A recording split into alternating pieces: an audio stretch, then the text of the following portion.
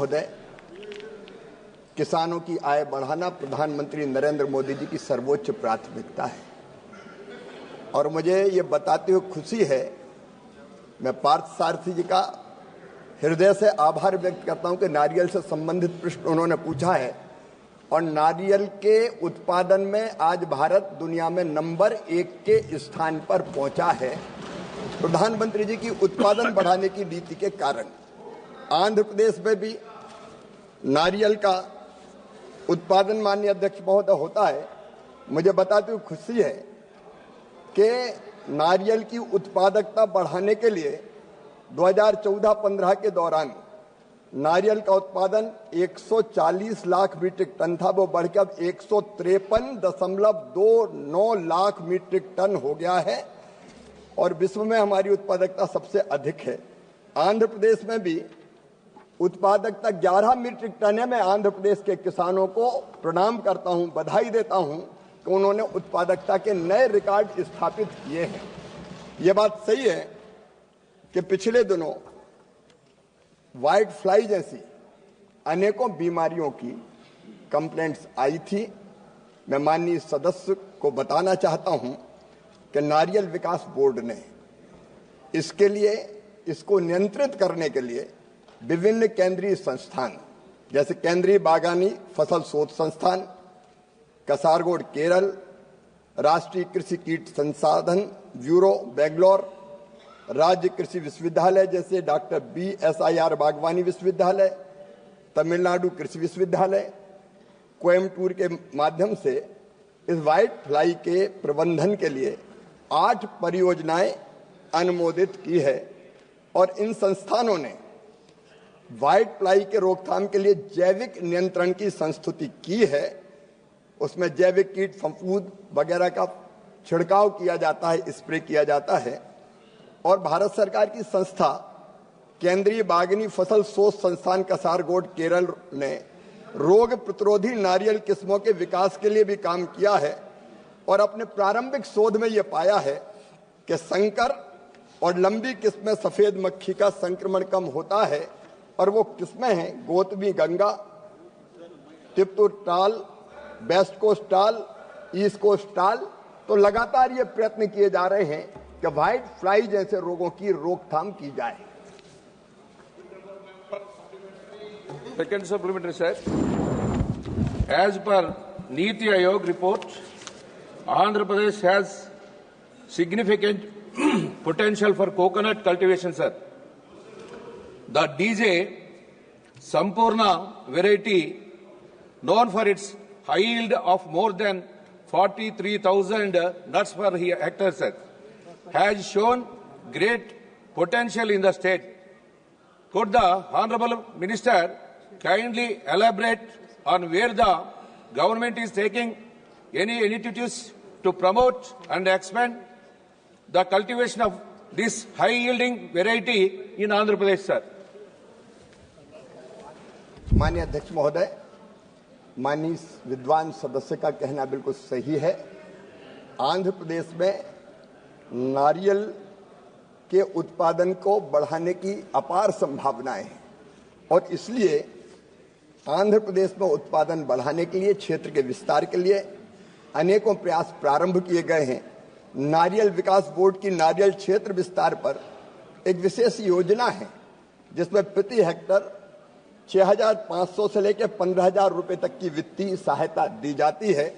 पिछले 10 वर्षों के दौरान आंध्र प्रदेश राज्य में 14-15 से 23-24 तक कुल नारियल क्षेत्र का विस्तार 12,391 हेक्टर किया गया है और जिससे 12,406 किसान लाभान्वित हुए हैं।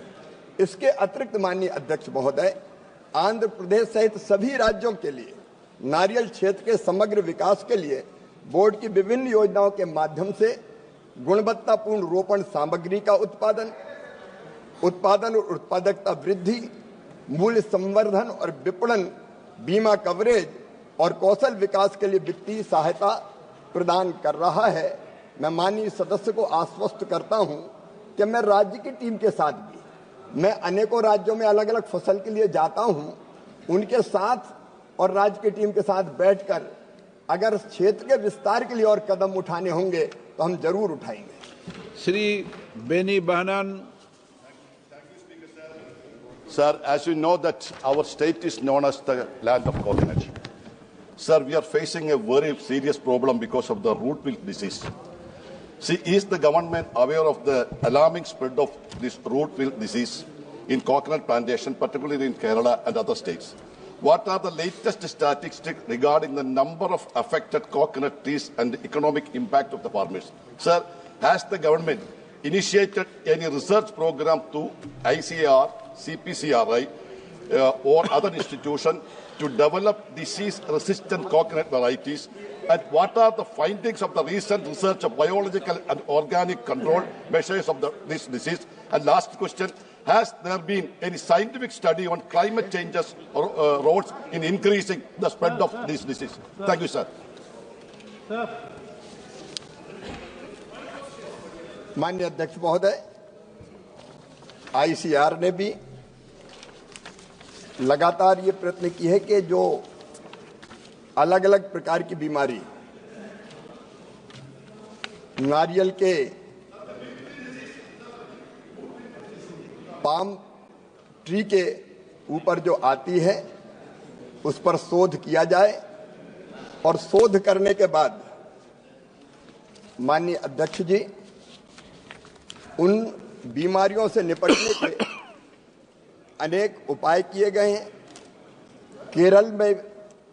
केरल कृषि विश्वविद्यालय द्वारा YSR बागवानी विश्वविद्यालय द्वारा भी नई फसलें विकसित की गई है। कर्नाटक और केरल में कीटों और बीमारी की समस्याओं के लिए राज्य ने विशेष हस्तक्षेप की मांग की थी। उसके लिए भी किसानों को 50 करोड़ 56 लाख रुपए की सहायता प्रदान की गई है।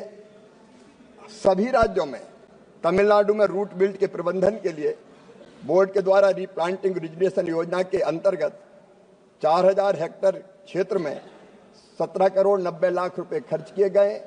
केरल हो, कर्नाटक हो या तमिलनाडु हो, जब ऐसी बीमारियां आती है तो हम लगातार प्रयत्न करते हैं कि बीमारियों का नियंत्रण भी किया जाए और किसानों को सहायता भी दी जाए।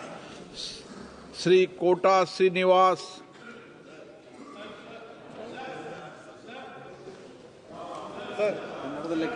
Sir, my question, sir. What is the current MSP for copra? What is the MSP, minimum support price, value of copra procured during last 3 years? Sir.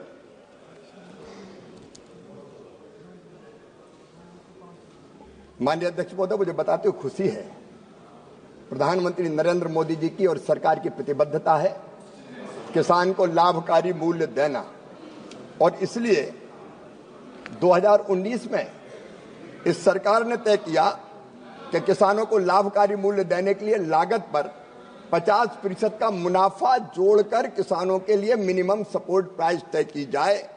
और इसलिए माननीय अध्यक्ष महोदय, वर्तमान में मिलिंग कोपरा का MSP है 11,582 रुपया प्रति क्विंटल और बाल कोपरा का MSP है 12,100 रुपया प्रति क्विंटल। मिलिंग कोपरा का MSP मैं बताना चाहता हूं 2014 में था, केवल जब उधर की सरकार थी, केवल 5,250, जिसको बढ़ा के 11,582 रुपया कर दिया गया है। ऐतिहासिक वृद्धि उसमें की गई है। बाल कोपरा का भी 5,500 रुपया प्रति क्विंटल से बढ़ा के 12,100 रुपया MSP कर दिया गया है। और पिछले 3 वर्षों में सरकार ने कुल 2,73,000 मीट्रिक टन कोपरा की खरीद की है, जिसका MSP मूल्य 3,079.68 करोड़ रुपया। ये खरीद मैं आश्वस्त करना चाहता हूं कि अगर MSP के नीचे कीमत जाती है तो सरकार कोपरा को भी और मिलिंग कोपरा को भी पूरा खरीद के नारियल के किसानों को भी लाभकारी मूल्य देने के लिए प्रतिबद्ध है। ये सरकार की प्रतिबद्धता है।